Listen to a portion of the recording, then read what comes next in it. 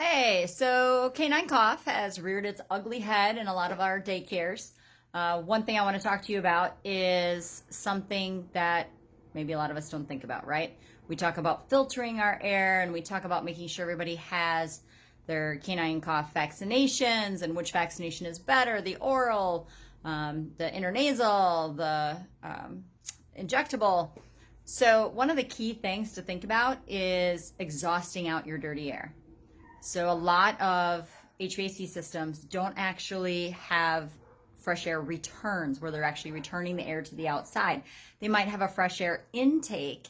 So they're bringing the dirty air or the clean air inside, but they're not expelling out the dirty air. Like an exhaust fan, right? You take a dump in the bathroom and you exhaust it out. That's the concept. We all know that the range hoods over some of our stoves that just try and clean that air as we're cooking bacon or something greasy really don't do a good job, which is why then we light a bunch of candles. So even though you might have your air conditioning on or you might have your heat on, put fans in front of windows and exhaust out that dirty air. Set fans up within your facility so they're blowing all that air past your play groups and outside. That is one of the most important things you can do. The second one is controlled humidity.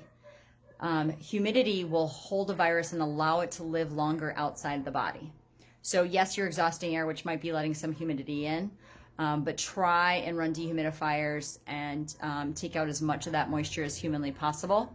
And if you can really run them at night when you don't have dogs in the facility to really dry it out, help kill the virus overnight, so then dogs coming in the next day aren't going to breathe in potentially a virus that's still alive. It's controversial as to how long viruses live outside the body and the transferring. A third thing that you can do is every time that you go into the play group to refresh a water bowl, make it a new water bowl. Because maybe 7 out of the 10 dogs didn't drink out of that water bowl, but the other ones did, and maybe they'll get the cough and the other ones don't. So there's some helpful tips and tricks that I have learned along the way from my own facility and from other facilities and other daycares to try and help to contain canine cough and limit its exposure. I just had, we had 9 dogs get canine cough out of 386 dogs in the last month. So it's out there, but it's how you try and minimize it that makes it tolerable, for lack of a better word. And then something that I always say to my clients when they're upset with us, of course, because, you know, we cause the canine cough. And I tell them, well, you need to contact your veterinarian and find out who your manufacturer is of the canine cough vaccine. And then you need to contact that manufacturer and let them know that their vaccine failed and see if they'll reimburse you for the veterinary costs.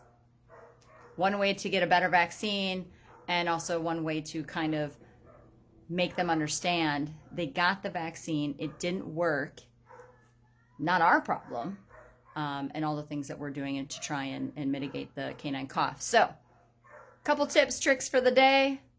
Certainly, if you have other tips and tricks, put them in the comments below. We'd love to keep adding to it.